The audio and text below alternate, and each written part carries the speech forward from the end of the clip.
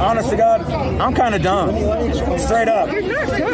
Acknowledge that for your face. We love you.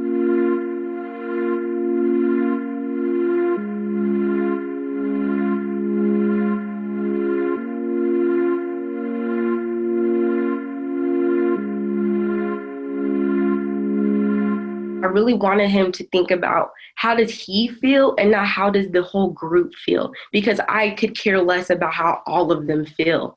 I wanted to ask him, how does he feel as an individual?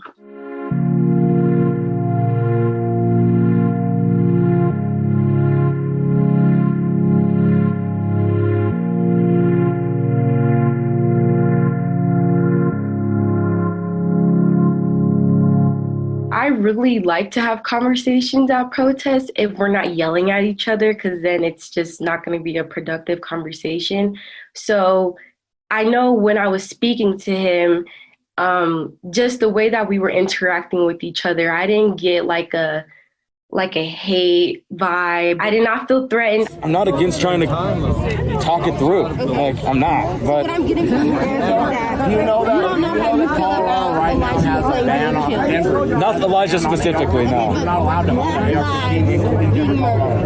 Well, in Denver. You don't know how you feel. Well, I mean, you just said you're anti. Statistically, more white people are killed that are unarmed. I didn't ask that though. I asked him personally if he had seen me as an African American woman being murdered or being harmed by the police in public, would he walk by or would he do something about it? I'd probably say something like what the f*** are you doing? If I died, how would you feel? I mean, I'd be sad. So why don't you feel sad for these other lives? Why don't I feel sad for what? For these other lives, we don't know each other. I feel sad for him. I do. I really do. I think that he did some self-reflecting, especially when I asked him, like, how do you feel personally? And so for him to say, like, I am dumb, like, I honestly don't really think, I don't really research much, I think it really made him self-reflect. I'm older than you. I'm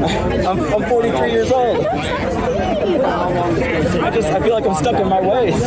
And I could see him that he started to tear up, and I was like, you're actually listening to me, and I hope that this is like actually resonating with you, because I wouldn't waste my time speaking to someone that's not gonna listen to me. You're not.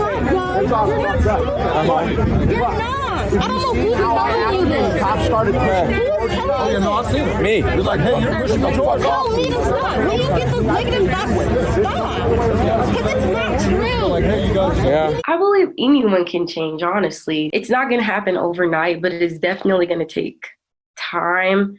And I hope he realizes his actions and how being a part of a label, like him labeling himself as a Proud Boy, first of all, it's really not respectful at all to himself or to others.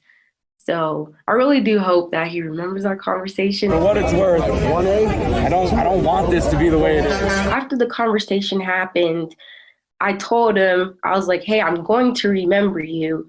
He was like, okay. He went his separate ways with his other members, and when they left, they were in the back of a truck, and they were just like waving at us and stuff, and I specifically looked at him, and we were just looking at each other.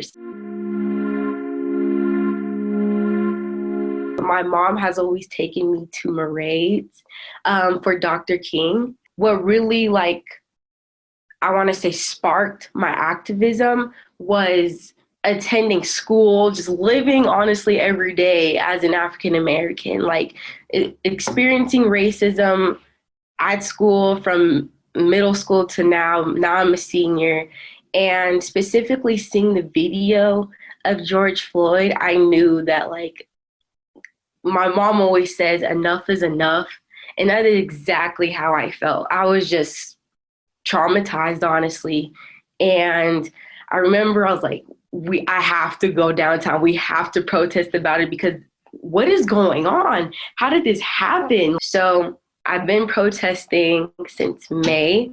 So that was my summer break protesting.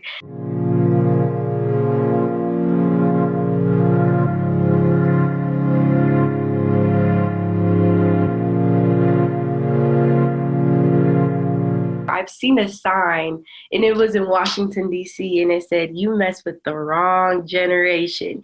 And I completely believe that. I feel like, especially like my grandmother's generation, that they're tired.